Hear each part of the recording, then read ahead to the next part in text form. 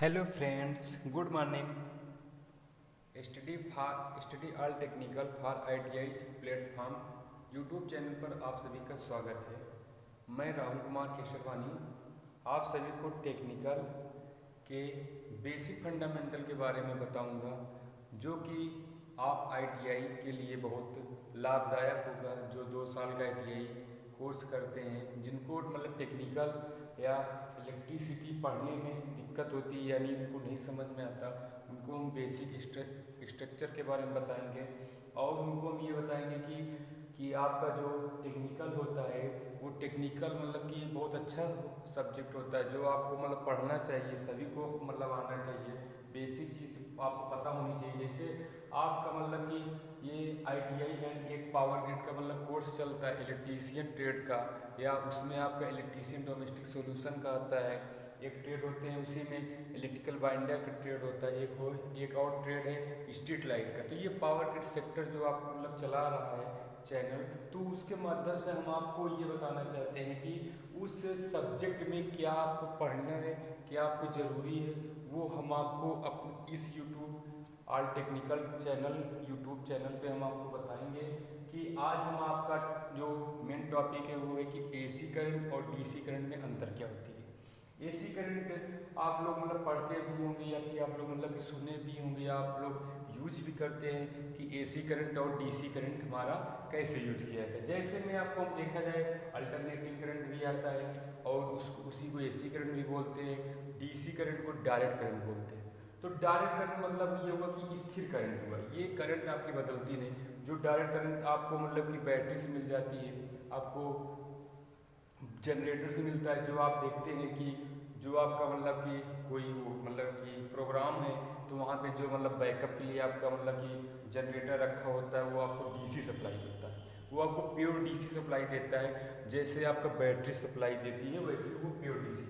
तो इसमें अब आपको ये पढ़ना है कि पहला तो ये हो गया कि AC करंट क्यों, क्योंकि AC करंट के बारे में बहुत चीज़ है। क्योंकि AC सप्लाई ऐसी सप्लाई है जो कि पूरे विश्व में यूज ज़्यादातर की जाती है। DC सप्लाई आपकी भी यूज होती है, लेकिन DC सप्लाई का यूज इसलिए बंद हो गया क्योंकि DC सप्लाई को एक स्थान से दूसरे स्थान तक भेजने के लिए हमको ट्रांसफार्मर की ज़रूरत पड़ी थी। तो जो कि DC सप्लाई के लिए अप्लाई नहीं है। DC सप्लाई में अगर हम ट्रांसफार्मर की यूज करते हैं, तो हमारा ट्रांसफार्मर DC सप्लाई पर वर्क नहीं करता। क्यों वर्क नहीं करता? इसलिए वर्क नहीं करता क्योंकि ट्रांसफार्मर में जो फील्ड वाइंडिंग होती है, जो उसमें आपका वाइंडिंग प्राइमरी वाइंडिंग या सेकेंडरी वाइंडिंग होती है, तो वो वाइंडिंग जो होती है आपकी DC सप्लाई जो होती है, इसका मान जो होता है टाइम के सापेक्ष, यानी टाइम के अकॉर्डिंग ये बदलता नहीं, ये फिक्स रहता है, क्वांटिटी फिक्स रहता है। तो ये बदलता नहीं, जिसके वजह से ट्रांसफार्मर में जो आपका ट्रांसफॉर्मेशन प्रोसेस होता है वो नहीं हो पाता। क्योंकि ट्रांसफॉर्मेशन प्रोसेस तभी होगा जब आपका अल्टरनेटिंग करंट होगा, जब आपकी सप्लाई जो हो वो टाइम के अकॉर्डिंग बदले, मतलब कि जीरो भी हो, अधिकतम भी हो, न्यूनतम भी हो, वो चीज़ आपकी अगर AC सप्लाई में वो आपको प्रॉफिट मतलब कि प्रॉपरली मिलता है, तो इसलिए AC करंट जो होती है वो ट्रांसफार्मर पे वर्क करती है। जिसको आपने मतलब कि निकोला टेस्ला का नाम सुना होगा, उन्होंने AC सप्लाई में बनाया। DC सप्लाई को फैराडे का नाम सुना होगा, फैराडे ने बनाया है। तो आपका ऐसे ही AC और DC सप्लाई के बीच में जो डिफरेंस है उसको हम आज आपको मतलब क्लियरिटी मतलब कि समझाते हैं, उसको बताते हैं, या आप किसी को आप समझाइए, किसी को आप बताइए, तो उसको आपको दिक्कत ना हो, आपको कन्फ्यूजन ना हो। तो उस कन्फ्यूजन को हम आज यहाँ पे क्लियर कर देंगे। तो पहला हम आपको ये समझाते हैं कि अल्टरनेटिंग करंट होता क्या है। अल्टरनेटिंग करंट वो होता है जो आपके घर में सप्लाई आती है। जैसे आपके घर में सिंगल फेज सप्लाई भी होती है, 3 फेज सप्लाई। सिंगल फेज की मोटरें भी चलती है, सिंगल फेज की आपकी बल्ब चल रहा है, फैन चल रहा है, ट्यूबलाइट जल रही है, तो ये सिंगल फेज की सप्लाई जिसका वोल्टेज का मिनिमम आपका 220 से 250 वोल्टेज के बीच के रेंज में होता है। वैसे मैं अगर नॉर्मली देखा जाए तो 230 वोल्टेज होता है। अब अगर कोई आपका बड़ा कंज्यूमर यानी बड़ा लोड आपका सप्लाई ले रहा है, तो उसको अब सिंगल फेज सप्लाई ना देकर उसको 3 फेज सप्लाई दें। तो उसको जब 3 फेज सप्लाई देंगे तो वो R फेज और Y फेज और B फेज सप्लाई उसको हम प्रोवाइड कराते हैं। तो उसमें आपका हाई पावर का कंज्यूमर है या हाई पावर का उसका डिमांड है, तो उसको 3 फेज देंगे। अगर लो पावर का है यानी लो वोल्टेज का है, तो उसको सिंगल फेज सप्लाई देंगे। तो ये वोल्टेज और ये सप्लाई जो आ रही है वो आपकी AC करंट होती है, जो कि आप मतलब घर में यूज करते हैं, या आप मतलब कि कहीं पर आप मतलब कि आप क्या कहते हैं इंडस्ट्री में यूज करें या फिर आप कोई फैक्ट्री में यूज करते हो, वहाँ पे 3 फेज सप्लाई रहती है हमेशा। ठीक, अब एसी और डीसी में ये देखना है कि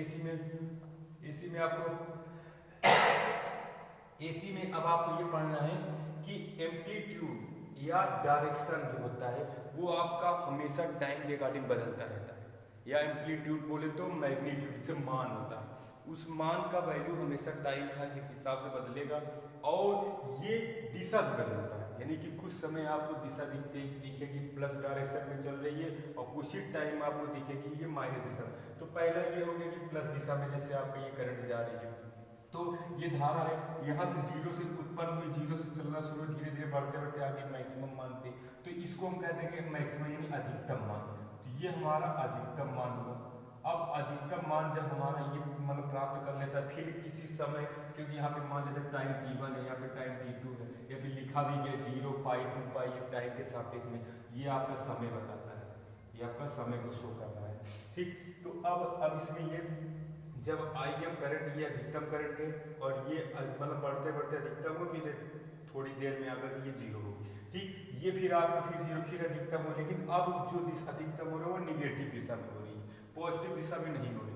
तो इसका मान मतलब कि मान जो संख्यात्मक मान है वो भी बदल रहा है टाइम के हिसाब से, और दिशा भी बदल रही है, कुछ समय यहाँ थी तो कुछ समय यहाँ हो गई, तो ये दिशा बदल, इसीलिए ये कहते हैं कि AC करंट जो होती है उसका संख्यात्मक मान और टाइम के हिसाब से उसकी दिशा बदलती है, जो हमको ट्रांसफार्मर के लिए प्रॉपरली यूज किया जाता है, जिससे वजह से ट्रांसफॉर्मेशन प्रोसेस होता है और हम क्या करते हैं एक सप्लाई की वोल्टेज को दूसरी सप्लाई की वोल्टेज में कन्वर्ट करते हैं, वो बाई ट्रांसफार्मर के द्वारा, तो वो ट्रांसफार्मर का यूज करते हैं।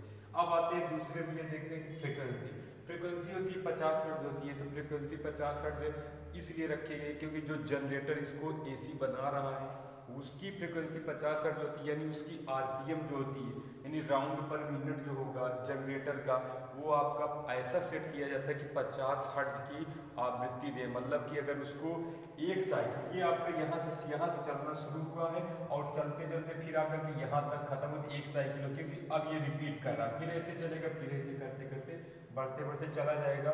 तो ये यानी कि यहाँ से यहाँ तक जाने में कितना समय लगेगा उसको एक साइकिल बोले।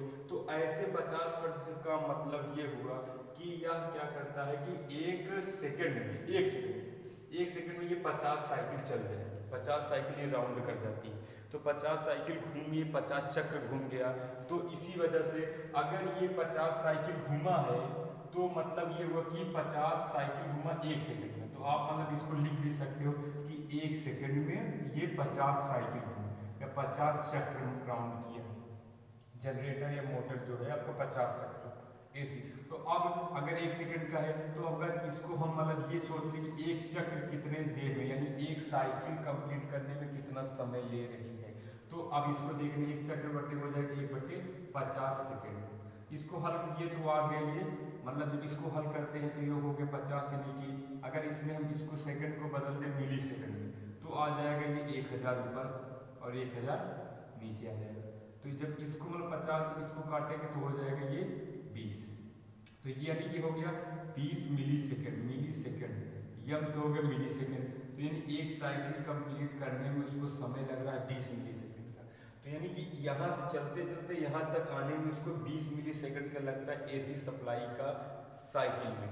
अब अगर इसका यहाँ से यहाँ तक, लेकिन अधिकतम कब हुआ होगा, यानी कि आधी साइकिल कंप्लीट करने में कितना समय लगेगा उसको 10 मिली सेकंड, 10 मिली सेकंड का आधी साइकिल, फिर अगली आधी साइकिल कंप्लीट करने में 10 मिली सेकंड का लगेगा। तो अब आप बता सकते हो कि 10 मिली सेकंड जब यहाँ से यहाँ तक लगा तो ये कितना होगा, ये 5 मिली सेकंड हुआ, 5 मिली, यानी कि 5 मिली सेकंड में हमारा करंट का मान बदलता रहता है, या 5 मिली सेकंड में हमारा AC की सप्लाई जो AC का जो साइन वेव होता है, इसको साइन वेव बोल लेते हैं, साइन वेव, तो साइन वेव जो होता है AC का वो बदलता रहता है 5 मिली सेकंड में।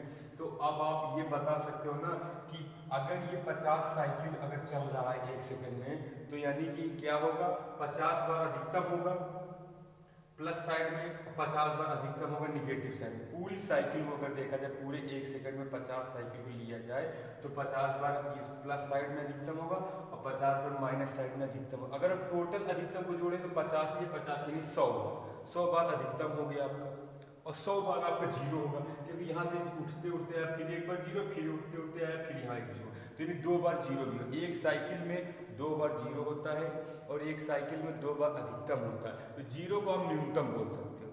ठीक, तो यानी कि इसका मतलब ये होगा कि 50 हर्ट्ज का मतलब ये होगा कि ये हमारी एसी सप्लाई जो होती है वो 100 बार अधिकतम होती है और 100 बार न्यूनतम होती है। इसीलिए कहा जाता है कि बल्ब जो होता है हमारा, एसी से अगर बल्ब जला रहे हैं, कोई भी बल्ब जलती है एसी से, तो वो बल्ब क्या करती है 50 बार 100 बार जलती है और 100 बार बुझती है बल्ब, क्योंकि 0 है, पॉइंट पे जीरो आकर हो जाता है तो करंट बंद हो जाती है बल्ब में जाना, तो 50-100 बार जलती है और 100 बार बुझती है, यानी 100 बार अधिकतम तेज जलेगी और फिर 100 बार फिर धीमा हो जाएगी, यानी कि जीरो हो जाएगी। तो लेकिन ये 1 सेकंड में ये प्रोसेस होता है, 100 का प्रोसेस 1 सेकंड में, तो वो हमको आँख से दिखता नहीं, क्योंकि हमारे आँख पे जो प्रकाश का छवि बनता है, जो फिगर बनता है वो 1/6 यानी 1/10 सेकंड मान लो या 1/6 सेकंड मान लो, इतने टाइम में हमारा फिगर बदलता है आँख का, तो वो आप नहीं उसको मतलब महसूस कर सकते हो, इतना तेजी में होता है क्योंकि आप उसको महसूस नहीं कर पाते, इसलिए आपको समझ में नहीं आता कि बल्ब ऐसा लगता है कि हमेशा जल ही रहा है, लेकिन ये बल्ब 100 बार जलता है, 100 बार बुझता है। ये तुम्हारी एसी सप्लाई,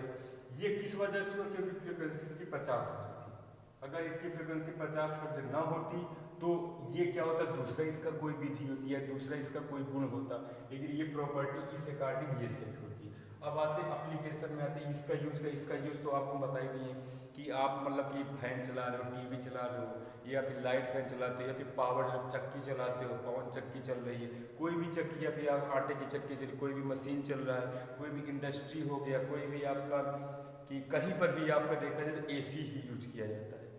तो एसी का एप्लीकेशन आपको पता है बहुत जगह यूज हो रहा है, लेकिन आपका जनरेशन आपको हमने बता दी कि जनरेटर द्वारा उत्पन्न होती है। एसी जनरेटर जो होता है वो एसी सप्लाई बनाती है, एसी सप्लाई बनाती है। तो अब इसके बाद आता है ट्रांसमिशन डिस्ट्रीब्यूशन का। ट्रांसमिशन एंड डिस्ट्रीब्यूशन का मतलब ये हुआ कि जब बिजली जनरेटर बनाती है कहीं पे पावर प्लांट है, जैसे आपने सुना होगा थर्मल पावर प्लांट, वो भी आपका एसी बिजली बनाती है। जैसे हाइड्रो पावर प्लांट यानी पानी से बिजली बन रहा है, वो भी आपका क्या एसी सप्लाई बना रहे। आपने सुना होगा न्यूक्लियर पावर प्लांट, नाभिकीय विद्युत घर, ये भी आपका सोलर मतलब कि एसी सप्लाई बनाता है, नाभिकीय विद्युत घर होगा। आपकी बहुत सारी ऐसे रिसोर्स हैं जिससे आपकी बिजली बन रहा है, जिससे आपका एसी सप्लाई बनता है।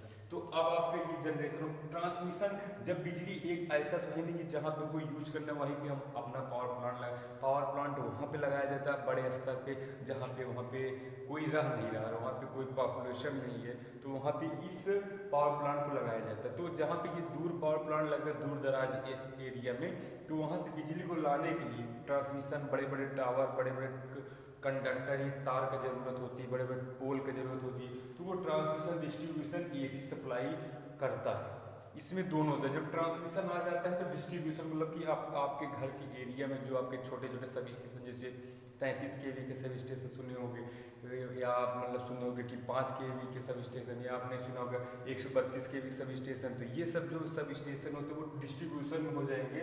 तो डिस्ट्रीब्यूशन छोटे छोटे सब स्टेशन बना करके बिजली को डिस्ट्रीब्यूट करता है सारे लोगों को। ठीक, अब इसके बाद आते हैं, ये तो हो गया आपका एसी के बाद। अब आते हैं डीसी।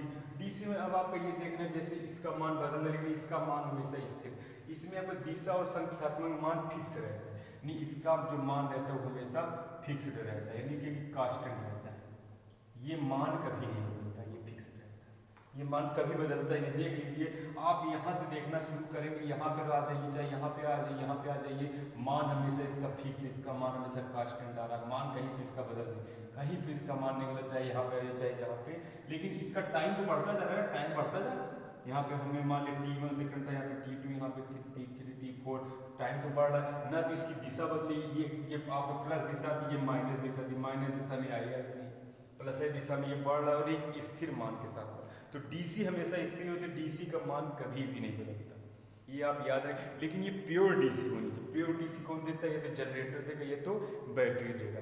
तो बैटरी आपकी जो होती है वो प्योर शुद्ध डीसी देती है, इसलिए बैटरी आपको मारती नहीं। देखते हैं आप कहते हो कि हम 24 वोल्ट की बैटरी को छू लेते हैं, मारता है, क्यों नहीं मारता? क्योंकि डीसी जो होती है वो कम हावी होती है लो वोल्टेज पे। अगर लो वोल्टेज की डीसी है तो वो कम हावी यानी कम डेंजरस होगी। लेकिन लेकिन अगर हाई वोल्टेज की डीसी आ गई, बहुत ज़्यादा वोल्टेज की आ गई, 220 240 वोल्टेज की डीसी, तो वो आपको बहुत नुकसानदायक होगा। किसके कंपेयर में? एसी के कंपेयर में। एसी के कंपेयर में डीसी ज़्यादा खतरनाक, लेकिन वोल्टेज अगर हाई है तो। अब आते हैं इसके बाद फ्रिक्वेंसी बता दें 0 हर्ट्ज, यानी कि जब इसका मान बदल ही नहीं रहा तो इसकी फ्रिक्वेंसी 0 मानी गई, यानी 0 फ्रीक्वेंसी। क्योंकि इसका 1 सेकंड में साइकिल चल ही नहीं रहा, 1 सेकंड में हो चाहे 10 सेकंड हो चाहे 5 घंटे तक इसको चलाओ, ये मान हमेशा फिक्स रहता है। यानी ऑन कर दिए सप्लाई तो ये जब तक ऑफ नहीं करोगे तब तक ये सप्लाई जाती रहती है। लेकिन इसमें 100 बार 0 हो रहा था, 1 सेकंड में 100 बार 0 हो जा रहा है, लेकिन इसमें 0 एक बार नहीं होगा, तो ये फिक्स मान, जब से चालू तब से खत्म होगा था। अब इसके बाद एप्लीकेशन में देखते हैं, पेंटिंग हो गया, पेंटिंग करते हैं देखते हो, या इलेक्ट्रोलाइसिस, मतलब इलेक्ट्रोलाइसिस जैसे लिखिए इलेक्ट्रोलाइसिस, लाइसिस मतलब होता है कि विद्युत अपघट्ट जैसे होते हैं, विद्युत अपघट्ट का जो प्रोसेस किया, क्योंकि उसमें आप देखते हो कि अशुद्ध जो, जैसे किसी प्लेट पे अगर हमको लेपन करना है, जैसे जिंक का लेपन करना है, किसी कापर पे कर देना है, किसी पे कर देना है जिंक का लेपन, तो क्या करें, जिस पे हमको लेपन करना है उसको हमेशा कैथोड बना लेंगे, और जिसके द्वारा लेपन करना है उसको हमेशा एनोड बनाते हैं। कैथोड एनोड बना करके इलेक्ट्रोलाइसिस मतलब उसमें विद्युत अपघट्ट डालते हैं, H2SO4 उसको मतलब डाल के प्रोसेस करते हैं, तो वो आपका इलेक्ट्रोलाइसिस कहलाता है। तो ये चीज़ में भी आपका डीसी यूज की जाती है, बैटरी। अब इसके बाद सैटेलाइट में भी देखते हैं बिजली जो होता है, सोलर पैनल लगे हैं आपका, सोलर पैनल क्या करता है, वो आपका मतलब कि सोलर पैनल जो आपको उस पर मतलब कि आ रही है, मतलब सोलर पैनल जो आपका लगा हुआ है वो क्या करते हैं, सूर्य की रोशनी को एब्जॉर्ब करता है, और एब्जॉर्ब करके वो फोटॉन को एब्जॉर्ब, फोटॉन सुने होंगे हाई स्कूल में आप पढ़े या इंटर में देखे होंगे, सुने होंगे कि फोटॉन क्या करता है, वो आपका सेमीकंडक्टर नीचे लगा होता है डायोड, डायोड क्या करता है एसी को मतलब कि सूर्य की गर्मी से डीसी बना देता है, और जब डीसी जा करके आगे बैटरी में स्टोर हो जाती है। तो वो आपका सोलर पैनल में हो गया। सैटेलाइट में बैटरी बैकअप हमने बता दी, उसमें भी आपका इसका यूज किया। इसके बाद आता है जनरेशन, उत्पादन कैसे किया। जनरेशन में भी आपको देखा जाए तो बैटरी भी आपका एक मतलब स्रोत है जिससे हम डीसी सप्लाई प्राप्त करते हैं। दूसरा है आपका एक जनरेटर डीसी जनरेटर, जिससे हमने आपको बताया था अगर कोई मैरिज हॉल है तो वहाँ पे जो जनरेटर लग रहा है, या फिर कोई प्रोग्राम है तो वहाँ पे जो जनरेटर बैकअप सप्लाई दी जाती है, वहाँ पर भी आपको डीसी सप्लाई मिलता है। डीसी सप्लाई से सारे चीज़ चलते हैं। एक ये हाई वोल्टेज का अगर ट्रांसमिशन देखो, ये हाई वोल्टेज का ट्रांसमिशन का मतलब ये होगी जब बहुत दूरी मतलब मान के चलो 500 मीटर 800 किलोमीटर, सॉरी मीटर नहीं, 500 किलोमीटर या 800 किलोमीटर के एबव अगर हमको भेजनी होती है सप्लाई, तो हम क्या करते हैं, एसी का यूज ना कर करके डीसी का यूज करते हैं। यानी डीसी का हाई वोल्टेज की डीसी उस पर मतलब कन्वर्ट करते हैं, मतलब कि एसी वोल्टेज को डीसी में कन्वर्ट कर लेते हैं। जब डीसी में कन्वर्ट हो जाएगा, डीसी में जैसे वो कन्वर्ट होगा उस मतलब उस सप्लाई को अब हम ट्रांसमिशन करते हैं, बहुत दूर तक भेज सकते हैं। तो ज़्यादा दूरी के लिए आपको डीसी हाई वोल्टेज का ट्रांसमिशन करते हैं, अगर कम दूरी है तो लो वोल्टेज या हाई वोल्टेज का एसी यूज कर सकते हैं।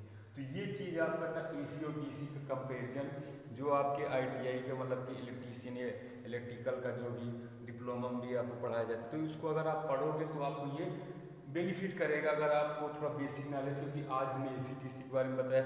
अब हम मतलब कि नेक्स्ट चैप्टर में आपको बताते हैं कि केवल करंट अलग के जैसे रेजिस्टेंस क्या है, पावर क्या है, बैकअप जैसे होता है, सारे चीज़ को हम आपको A to Z यानी कि स्टेप बाय स्टेप यानी लेक्चर बाय लेक्चर आपको हम अपने चैनल पे प्रोवाइड कराते रहेंगे। अगर कोई सुझाव हो या कोई अगर हमसे अशुद्धियाँ हो रही हो या कोई मतलब कि लैंग्वेज में कोई प्रॉब्लम, तो उसको भी आप हमको हमारे चैनल पे कमेंट के द्वारा उसको शेयर करिए, बताइए, और इसको सब्सक्राइब करिए, हमको भी थोड़ा सा मोटिवेट करिए, लाइक करिए, जिससे कि हमको भी उत्साहित हो, हमको भी पता चले हाँ कि हमको वीडियो बनानी चाहिए, कुछ लोगों को फ़ायदा होना चाहिए।